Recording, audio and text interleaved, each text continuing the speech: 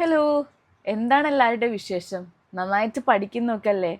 നീറ്റിൻ്റെ സ്റ്റുഡൻസിന് വേണ്ടിയിട്ട് ഇനിയിപ്പം ഒരു 80 ദിവസമൊക്കെ ബാക്കിയുള്ളൂ. ഒരു 80+ ഡേയ്സ് എന്ന് വേണമെങ്കിൽ പറയാം. നമുക്കതൊരു 85 ഡേയ്സ് അല്ലെങ്കിൽ 84 ഡേയ്സ് എന്നുള്ള കണക്കിലങ്ങ് എടുക്കാം അല്ലേ? അതിൽ കൂടുതൽ ദിവസമൊന്നും ഇല്ല കേട്ടോ. പക്ഷേ ഈ ഒരു 3 മാസത്തിൻ്റെ ഉള്ളിൽ നിങ്ങൾക്കൊരു വലിയ കംബാക്ക് ഉണ്ടാക്കാൻ നോക്കിയാലോ? നിങ്ങളെ ഇത്രയും കാലം കളിയാക്കി അവരുടെ മുന്നിലും നിങ്ങളെ ക്വസ്റ്റ്യൻ ചെയ്ത നിങ്ങളുടെ സ്കില്ലിനൊക്കെ ക്വസ്റ്റ്യൻ ചെയ്ത ആൾക്കാരുടെ മുന്നിലേക്ക് നിങ്ങളുടെ അതാ കണ്ടന്റ് റിസൾട്ട് എന്ന് പറഞ്ഞ് എറിഞ്ഞു കൊടുക്കാൻ പറ്റിയ രീതിയിൽ ഒരു റിസൾട്ട് ഉണ്ടാക്കണമെങ്കിൽ ഇനിയുള്ളൊരു 3 മാസം നിങ്ങൾ നന്നായിട്ട് പഠിക്കണം കേട്ടോ. അൺറിയലിസ്റ്റിക് ആയിട്ടുള്ള 15-16 മണിക്കൂറിന് കാര്യങ്ങളൊന്നുമല്ല പറയുന്നത്. വൃത്തിക്ക് നിങ്ങൾക്ക് ഒരു 6 hours 7 hours എങ്ങനെ പഠിക്കാം എന്നുള്ള കാര്യങ്ങളായിരിക്കും ഇതിൽ ഡിസ്കസ് ചെയ്യുന്നുണ്ടാവുക. പിന്നെ നിങ്ങളെപ്പോഴും ചെയ്യാറുള്ള കാര്യം എൻസിഇആർടി കുറേ നേരം വായിക്കുന്നുണ്ടാവും, അതിൽ കുറേ ഹൈലൈറ്റ് ചെയ്ത് വെക്കുന്നുണ്ടാവും. പക്ഷെ അതുകൊണ്ട് മാത്രം നിങ്ങൾക്ക് നീറ്റ് കിട്ടില്ല. ഒരു ഹാർഷ് റിയാലിറ്റിയാണ്. പക്ഷെ നിങ്ങൾ മനസ്സിലാക്കിയേ പറ്റുള്ളൂ. അങ്ങനെ ഹൈലൈറ്റ് ചെയ്തതുകൊണ്ട് മാത്രം നിങ്ങൾക്ക് നീറ്റ് കിട്ടില്ല. ഈ വീഡിയോയുടെ ലാസ്റ്റ് വരെ കാണാം കേട്ടോ. അപ്പോൾ നമുക്ക് എങ്ങനെയാണ് നന്നായിട്ട് മാർക്ക് വാങ്ങിക്കാൻ പറ്റുക, ഒരു 500 മാർക്കിൽ ഒരു കുട്ടിക്ക് 600ഉം 650 ഒക്കെ എങ്ങനെ വാങ്ങിക്കാൻ പറ്റും, അല്ലെങ്കിൽ ഒരു 300 ഒരു കുട്ടിക്ക് കുറച്ചും കൂടെ എഫേർട്ട് ഇട്ടിട്ട് ഒരു 600 എങ്ങനെ എത്തിക്കാൻ പറ്റും എന്നുള്ള കാര്യങ്ങളൊക്കെ ആയിരിക്കും ഡിസ്കസ് ചെയ്യുന്നുണ്ടാവുക. നിങ്ങൾക്ക് എന്ത് ഡൗട്ട്സ് ഉണ്ടെങ്കിലും താഴത്തെ കമൻറ്റ് ബോക്സിൽ ചോദിച്ചാൽ മതി. അത് നമ്മൾ നെക്സ്റ്റ് വീഡിയോയിലൊക്കെ ക്ലിയർ ചെയ്യുന്നതായിരിക്കും കേട്ടോ. ഈ 3 മാസം നിങ്ങൾ ചെയ്യേണ്ട മെയിൻ ആയിട്ടുള്ള കാര്യങ്ങൾ പറഞ്ഞാൽ എൻസിഇആർടി വായിക്കുക എന്നുള്ളതാണ്. For specifically biology and chemistry. പിന്നെ ഫിസിക്സിൽ നിങ്ങൾക്ക് താല്പര്യം ഉണ്ടെങ്കിൽ, നിങ്ങൾക്ക് ആവശ്യമുണ്ടെങ്കിൽ നിങ്ങൾക്ക് വായിക്കാൻ, അത് ഓപ്ഷണൽ ആയിട്ടുള്ളൊരു കാര്യമാണ്. രണ്ടാമത്തെ കാര്യം റിവിഷൻ ആൻഡ് റീകോളിംഗ്. അത് വളരെ ഇമ്പോർട്ടൻ്റ് ആയിട്ടുള്ള കാര്യമാണ്. മൂന്നാമത്തത് പ്രീവിയസ് ഇയർ ക്വസ്റ്റ്യൻസ് ചെയ്യുക, മോക്ക് ടെസ്റ്റ് ചെയ്യുക എന്നുള്ളതാണ്. ഈ 3 കാര്യങ്ങളും നമ്മൾ ഓരോന്നോരോന്നായി എക്സ്പ്ലെയിൻ ചെയ്യും കേട്ടോ. ഇനിയുള്ള ദിവസം നിങ്ങൾ പ്രയോറിറ്റി കൊടുക്കേണ്ട ഒരു കാര്യമാണ് എൻസിഇആർടി റീഡിങ് എന്നുള്ളത്. മീൻസ് ബയോളജിയിലൊക്കെ ഒരു 4 times എങ്കിലും നിങ്ങളൊരു ചാപ്റ്റർ എൻസിഇആർടി വായിച്ചിരിക്കണം. ഞാൻ ഓൾമോസ്റ്റ് ഒരു 10 പ്രാവശ്യമൊക്കെ വായിച്ചിട്ടുണ്ടാവും. കാരണം ഓരോ എക്സാമിന് മുന്നേയും തലേന്ന് വെറുതെ ആ ചാപ്റ്റർ എടുത്ത് ഇങ്ങനെ വായിച്ചു നോക്കും, ജസ്റ്റ് ഇങ്ങനെ ഡയഗണലായിട്ട് വായിക്കും. അപ്പോൾ അങ്ങനെ ഒരു 3-4 പ്രാവശ്യമെങ്കിലും മിനിമം നിങ്ങൾ ഒരു എൻസിഇആർടി വായിച്ചിട്ടുണ്ടാവണം കേട്ടോ, ഫോർ ബയോളജി. ഇനി കെമിസ്ട്രിയുടെ കേസാണെങ്കിൽ ഇനോർഗാനിക് ടെക്സ്റ്റ് ബുക്സ് നോക്കിയിട്ട് തന്നെ വായിക്കുക. +1 ഇനോർഗാനിക് ഒക്കെ ടെക്സ്റ്റ് ബുക്കിൽ തന്നെ പഠിക്കുക. എക്സെപ്ഷൻസ് ഒക്കെ ഉണ്ടെങ്കിൽ അത് മാർക്ക് ചെയ്ത് വെക്കണം. ഓർഗാനിക് ആണെങ്കിൽ നെയിം റിയാക്ഷൻസ് ഒക്കെ ന്യൂസ് പ്രിന്റിൽ എഴുതി പഠിക്കുക. പിന്നെ അതിൽ ഇൻടെക്സ്റ്റ് ക്വസ്റ്റ്യൻസും എക്സസൈസും ഒക്കെ ചെയ്യുക. ഇനി ഫിസിക്കൽ കെമിസ്ട്രി ആണെങ്കിൽ അതിൻ്റെ ഫോർമുലാസ് ഒക്കെ ഒരു നോട്ടിലേക്ക് മാറ്റി എഴുതിയെടുത്തതിന് ശേഷം ഇൻടെക്സ്റ്റ് ക്വസ്റ്റ്യൻസും എക്സസൈസും ഒക്കെ ചെയ്യുക. ഇങ്ങനെയാണ് നമ്മൾ എൻസിഇആർടി മാക്സിമം യൂസ്ഫുൾ ആക്കേണ്ടത്.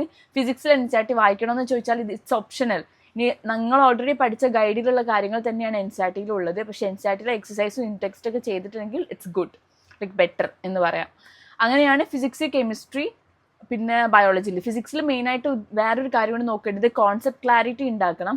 നിങ്ങൾക്ക് അഥവാ ഏതെങ്കിലും കോൺസെപ്റ്റ് അറിയില്ലെങ്കിൽ അതിനൊക്കെ ഏതെങ്കിലും ക്ലാസ്സിൻ്റെ ലെക്ചേഴ്സിൻ്റെയൊക്കെ വീഡിയോ കാണാം, റണ്ണിങ് നോട്ട്സ് ഉണ്ടാക്കുക, അതിൽ നിന്ന് ഫോർമുലാസ് മാറ്റി ചെയ്തിട്ട് പിറ്റേന്ന് റിവൈസ് ചെയ്യുക, കൂടുതൽ ക്വസ്റ്റ്യൻസ് ചെയ്യുക. ഒരു മിനിമം 50 ക്വസ്റ്റ്യൻസ്, മാക്സിമം 100, 200, 500 ക്വസ്റ്റ്യൻസ് നിങ്ങൾക്ക് ഇഷ്ടമുള്ള ക്വസ്റ്റ്യൻസ് ചെയ്യുക. ഒരു മിനിമം 50 ചെയ്യണം. അതും ഒരേ കോൺസെപ്റ്റിന് ചെയ്യരുത്, പല പല ടോപ്പിക്കായിട്ട് ചെയ്യണം ഒരു ചാപ്റ്ററിന് കേട്ടോ.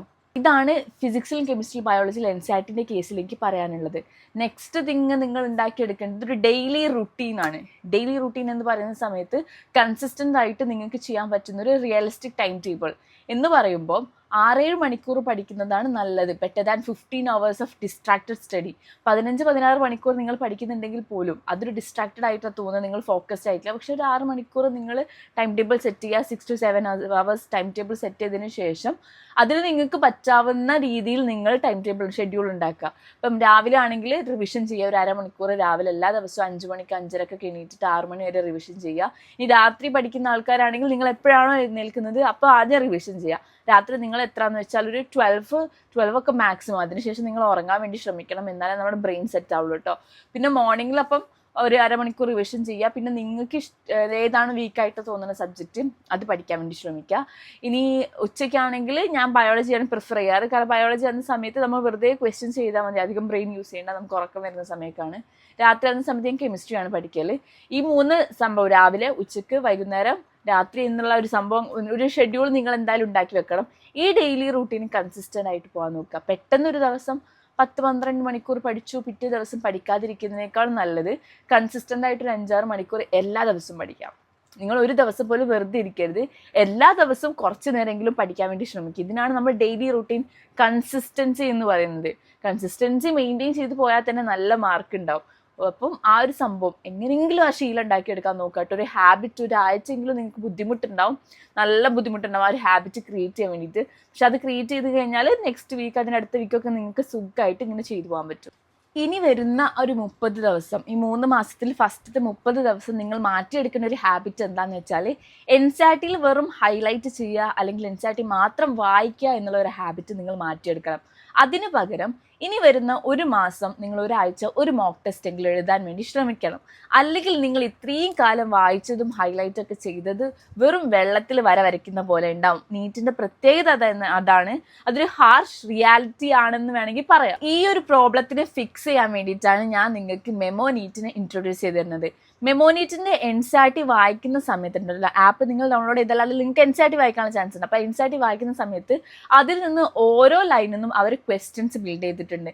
നിങ്ങൾ ആ ക്വസ്റ്റ്യൻ ചെയ്ത് കഴിഞ്ഞാൽ നിങ്ങൾക്ക് മനസ്സിലാവും നിങ്ങൾക്ക് ആ കോൺസെപ്റ്റ് മനസ്സിലായിട്ടുണ്ടോ ഇല്ലേ, അല്ലെങ്കിൽ ഒന്നുകൂടി റീവർക്ക് ചെയ്യണോ എന്നുള്ളത്. ഉണ്ടല്ലോ, ഇതൊരു ഗെയിമിഫൈഡ് സിസ്റ്റമാണ്. നിങ്ങൾ ഏതെങ്കിലും ഒരു ഡയഗ്രാം മിസ് ചെയ്തിട്ടുണ്ടെങ്കിൽ ആപ്പിന് മനസ്സിലാവും, ആപ്പ് ക്യാച്ചസ് യു.